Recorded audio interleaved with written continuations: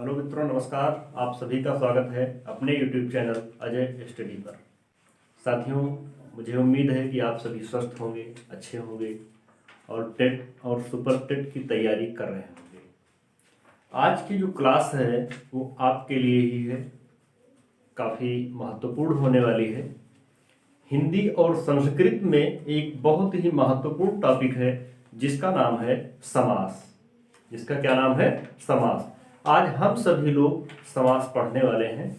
समास के विषय में बहुत बारीकी से जानेंगे कि आखिर समास कहते किसे हैं, कितने प्रकार के होते हैं। उन सभी प्रकारों को एक एक करके हम विधिवत देखेंगे। ठीक है, तो सबसे पहले देखते हैं समास।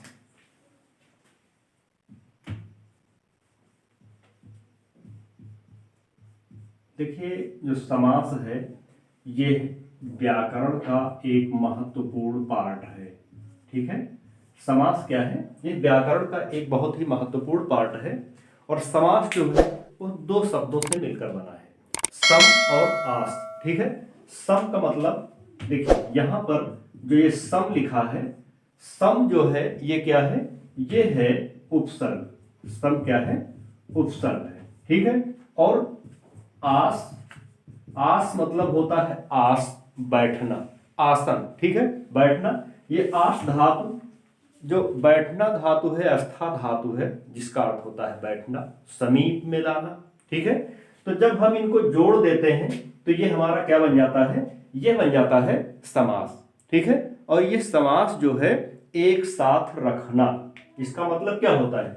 एक साथ जोड़ देना, शब्दों को एक साथ, सम और आस, इन दोनों को क्या करना? एक साथ रख देना, एक साथ रखना। इसे ही हम क्या कहते हैं? समास कहते हैं। समास का सीधे से हम अर्थ प्रयोग कर सकते हैं संक्षिप्तीकरण। यदि किसी भी शब्द को थोड़ा सा विस्तृत लिखा गया है तो उसको हम संक्षिप्त कर देते हैं, और संक्षिप्त करने की जो प्रक्रिया है उसे हम क्या कहते हैं? समास कहते हैं। ठीक है, जैसे मान लीजिए यहां पर लिखा है राजा का पुरुष। क्या लिखा है? आप देख रहे हैं, ये इतना बड़ा एक पूरा वाक्य कह सकते हैं। ठीक है, राजा का पुरुष। किसका पुरुष है? राजा का पुरुष है। लेकिन इसी को अगर हम संक्षिप्त कर देते हैं, क्योंकि अभी अभी बताया गया है कि इसके संक्षिप्तीकरण की प्रक्रिया को क्या कहते हैं? समास कहते हैं। इसे हम ऐसे भी लिख सकते हैं राजपुरुष। ठीक है, और इस प्रकार से का लोप हो जाता है और ये संक्षिप्त हो जाता है। ठीक, तो ये क्या कहलाता है? यही प्रक्रिया समास कहलाती है। ठीक है, यदि आप हमारे चैनल पर नए हैं, अभी तक सब्सक्राइब नहीं किया है, तो प्लीज सब्सक्राइब कर दीजिएगा और दबा दीजिएगा बेल आइकन, ताकि आपको अब से सुपर टेट, टेट और सी टेट बहुत सारे महत्वपूर्ण वीडियोज, बहुत सारे महत्वपूर्ण क्लासें आपको मिल सकें। अब बात आती है कि समास जो है वो कितने प्रकार के होते हैं। देखिए, इसमें समास के अंतर्गत कुछ वृत्तियां भी पाई जाती हैं। समास के अंतर्गत क्या होता है? कुछ वृत्तियां भी पाई जाती हैं। अब वो कौन कौन सी वृत्तियां हैं? देखिए, उन वृत्तियों को हम देख लेते हैं। वृत्तियां हैं,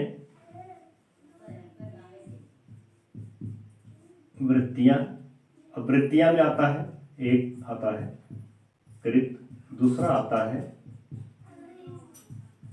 तद्धित, कृत, तद्धित, और फिर समास एक कोश, समास एक कोश। ठीक है, एक कोश, एक शेष। ये कोश यहां पर, इसको हम शेष करते हैं, एक शेष, एक शेष। ठीक है, एक शेष। और फिर आता है सनादंत धातु।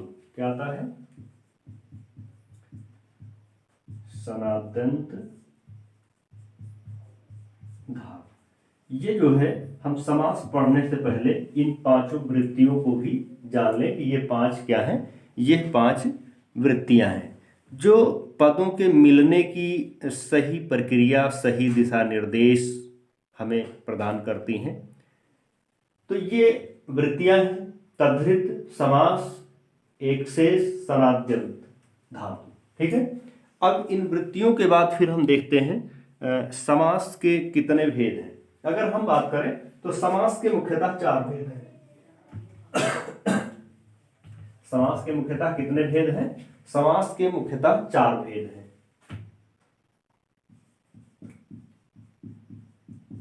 समास के 4 भेद। ठीक है। आप लोग पढ़ते हैं समास के अंतर्गत कई समास पढ़ते हैं, जिसमें अव्ययी भाव समास, कर्मधारय समास, तत्पुरुष समास, द्विगु समास, बहुब्रीहि समास, द्वंद्व समास, ये सभी समास पढ़ते हैं। लेकिन यहां पर क्या देखना है, यहां पर जैसे अगर तुमसे पूछा जाए कि मूल रूप से समास के कितने भेद हैं, तो मूल रूप से समास के 4 भेद हैं।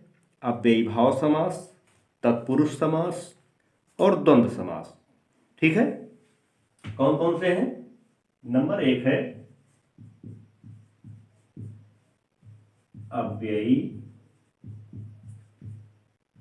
अव्ययी भाव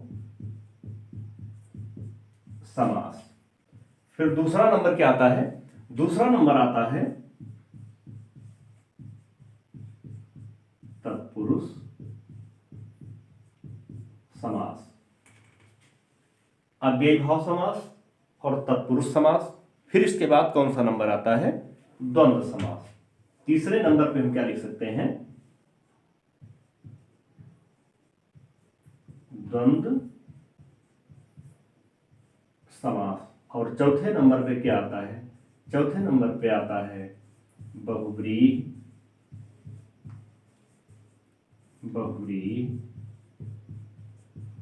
समास। तो मुख्य रूप से, मूल रूप से हम लोगों ने देखा कि समास के 4 प्रकार बताए गए हैं। अव्ययी भाव समास, तत्पुरुष समास, द्वंद्व समास, बहुब्रीहि समास। अब जो 2 समास और हैं जिन्हें हम पढ़ते हैं, कर्मधारय और द्विगु समास, जिनको हम क्या पढ़ते हैं? कर्मधारय और द्विगु समास। तो ये किसके अंतर्गत आते हैं? ये आते हैं तत्पुरुष समास के अंतर्गत। ठीक है। ये किसके अंतर्गत आते हैं? ये तत्पुरुष समास के ही भेद माने जाते हैं। अगर ये आ जाए लिख करके कि तत्पुरुष समास के कौन कौन से भेद हैं, तो हम यहां पर लिख सकते हैं कर्मधारय समास और द्विगु समास। ठीक है।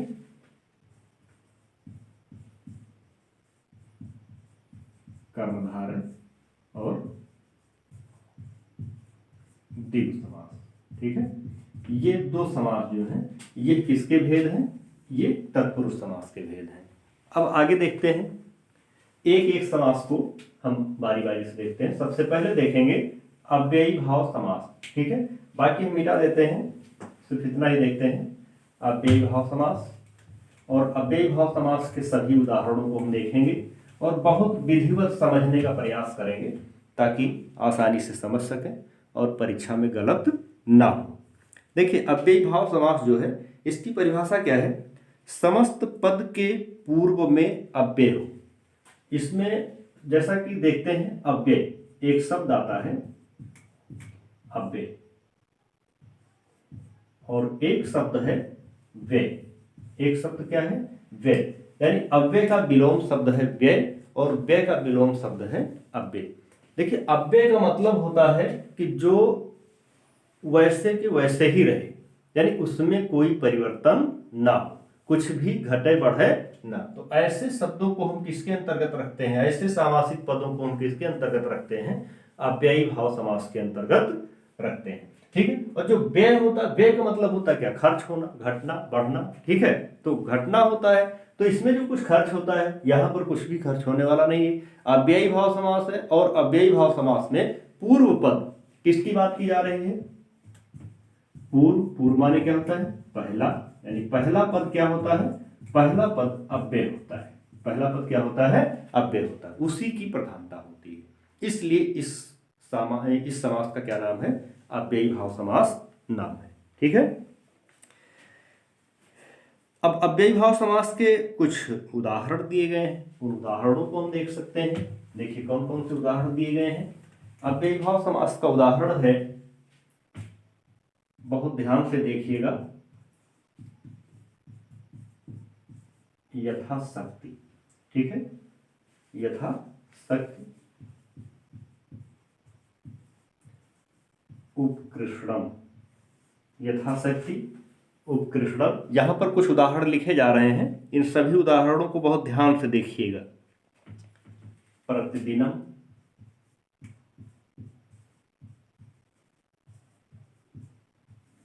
प्रतिदिनम,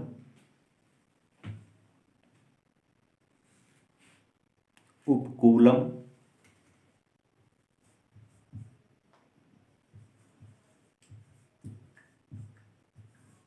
उपकूलम,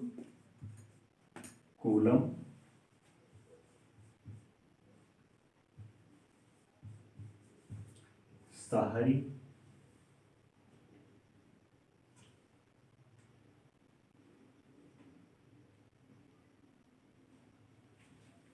यथाशक्ति, उपकृष्णम, प्रतिदिनम, उपकूलम, साहरी। फिर देखते हैं आजन्म, आजन्म।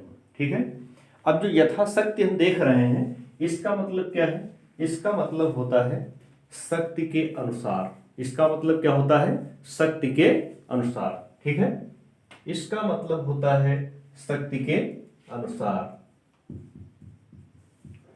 और अगर हम बात करें संस्कृत की, तो संस्कृत में क्या होता है? शक्तिम अनतिक्रम में। क्या होता है? शक्तिम अनतिक्रम में। उपकृष्णम, उपकृष्णम का मतलब हो गया कृष्ण के समीप। किसके समीप हो गया? कृष्ण के समीप। ठीक है, फिर अगर संस्कृत में बात करें तो कृष्णस्य समीपम। क्या हो जाएगा? कृष्णस्य समीपम। फिर देखिए यहां पर क्या लिखा है? प्रतिदिनम। प्रतिदिनम का मतलब होता है प्रत्येक दिन। प्रतिदिनम का मतलब क्या होता है? प्रत्येक दिन। और इसे अगर हम संस्कृत में कहें तो संस्कृत में होता है दिनम दिनम प्रति। क्या होता है? दिनम दिनम प्रति, यानी प्रत्येक दिन की बात की जा रही है। किसकी बात की जा रही है? प्रत्येक दिन की बात की जा रही है। फिर आगे देखते हैं उपकूलम। संस्कृत में करेंगे तो हो जाएगा कूलस्य समीपम, और अगर हिंदी में करते हैं तो होता है कूल के समीप। कूल मतलब किनारा। ठीक है, सहर संस्कृत में करते हैं हरे सादृश्यम, और हिंदी में अगर लिखते हैं तो हो जाता है हरि के समान। क्या हो जाता है? हरि के समान। आजन्म, जीवन पर्यंत। आजन्म का मतलब क्या होता है? जीवन पर्यंत या जीवन भर, ऐसे भी हम कह सकते हैं। तो साथियों, आप लोगों ने देख लिया, बहुत छोटी क्लास में आपको इतना सारा फायदा, इतने सारे समास, यानी पूरा एक समास एकदम फाइनल कर दिया गया।